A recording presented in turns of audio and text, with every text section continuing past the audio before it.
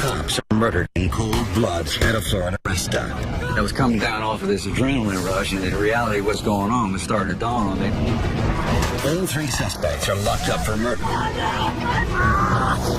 One's determined to get out, no matter how long it takes.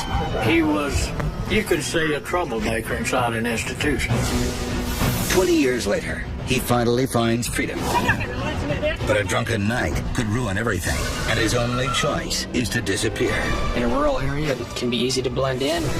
We knew that he could be dangerous. We would be losing our opportunity if we didn't make contact right away. 21-year-old Walter Rose looks clean-cut, but he leads a reckless lifestyle that often ends in trouble. I was a very irresponsible individual. When Rhodes is finally busted for 2 counts of robbery, he gets 15 years. After serving just 4, he's released on parole. He's trying his best to make ends meet without breaking the law, but money's still tight. So when an old prison buddy calls him up, he smells opportunity. Jesse. For the next 3 days, Rhodes shuttles his new boss all over Miami.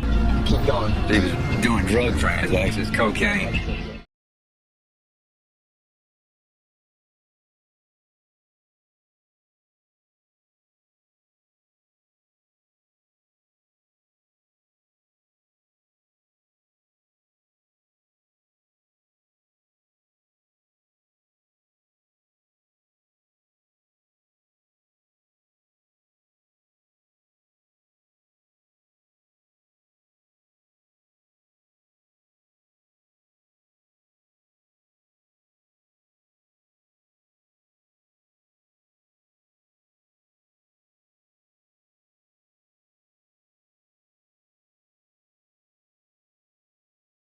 May 29th, 1977.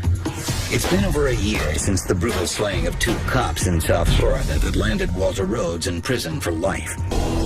After his second failed escape attempt, Rhodes is shipped to a maximum security facility. Rhodes knows that to survive inside, he'll have to learn how to defend himself. When I was teaching karate in prison, Rhodes came up to me and asked me if he could join the class. Rhodes spends the next several months pouring his energy into training.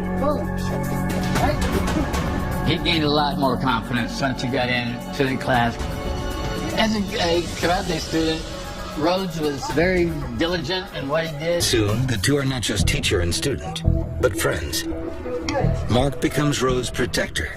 We sent word out that Rhodes was friends of ours, and he was accepted.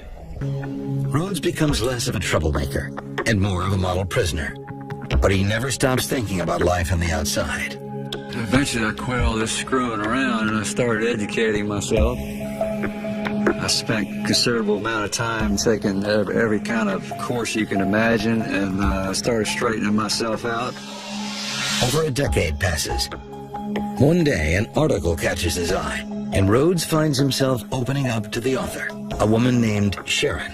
She dedicates the next 7 years to getting him out of prison so they can be together. In April 1994, Rhodes gets his chance at freedom. He's granted parole and is allowed to move to Santa Fe, where Sharon lives. I was almost in shock after I did 18 years. As a free man, with a woman he loves by his side, Rhodes hopes for a fresh start. She had a desktop publishing business. Hey, honey. How you doing, sweetie? Rhodes quickly learns the trade and helps grow the business. We produced books and eventually got into website design. Within months, Rhodes proposes. Please marry me. Walter, of course. Life seems promising. I love it. It's beautiful.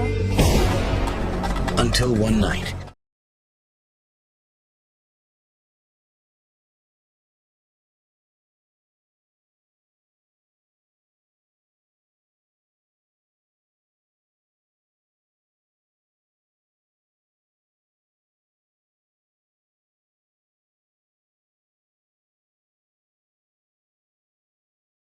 Getting drunk breaks the terms of his parole.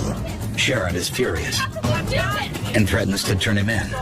So we had an argument. I'm not going to listen to this. Forget it. As Rhodes storms out of the house, Sharon decides to call the police.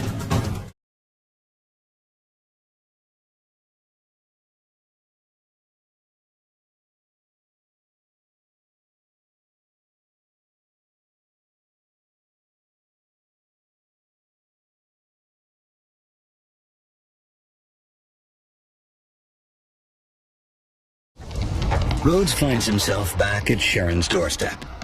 Basically, she was sorry about everything that happened, and I was sorry about everything that happened, too. And she agreed to take me back in. Sharon is taking a huge risk by harboring a fugitive. Authorities have been looking for Rhodes since he skipped out on rehab, but he has a plan in mind for outsmarting law enforcement. The couple is now ready to start a new life. Rhodes and Sharon sell all their belongings and make their way to the small town of Twisp, Washington. They start easing into the laid-back country life of rural Washington, living as Michael and Sharon Garcia. I've got this new identity, and I'm loving it because it doesn't have a criminal record, and I'm not who I was, and I start becoming invested in this new personality, and I actually enjoyed it. Probably the only time in my life I've ever felt free. I've developed my own handyman business, and I made a pretty good bit of money just doing things on the side to help people out. Rhodes, who I always knew as Michael, just had that pleasant southern charm.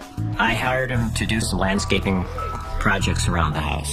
He was a great worker. He was enthusiastic, he was fun to talk to, and he knew how to work. Go ahead and just elevate. Rhodes soon becomes a well-respected member of the small community. Well, my first impression was, wow, this is a really good-looking guy, He was really friendly and outgoing. September 2003.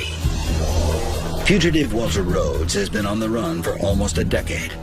He's living as a law-abiding citizen under a fake identity. But then, a cop digging into the cases of troopers killed in the line of duty suddenly puts Rhodes back on the radar. Rhodes surrenders without a fight, ending his 9-year run.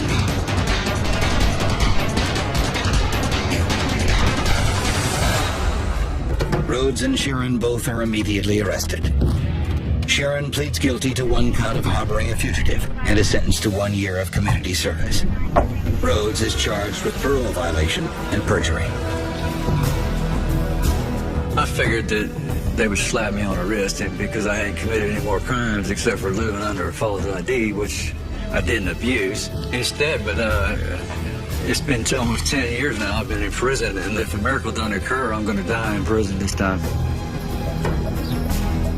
Today, Rhodes is back in Florida where it all started. After violating his parole, he is now serving out the rest of his original life sentence. He and Sharon are no longer together. I'm definitely not the same Walter Rhodes. It's almost like it was somebody else. I've liked what I've changed into. I was a responsible, productive citizen out there, and that shows I could do it. It shows I did it. I just didn't do it quite the way everybody else wanted me to do it.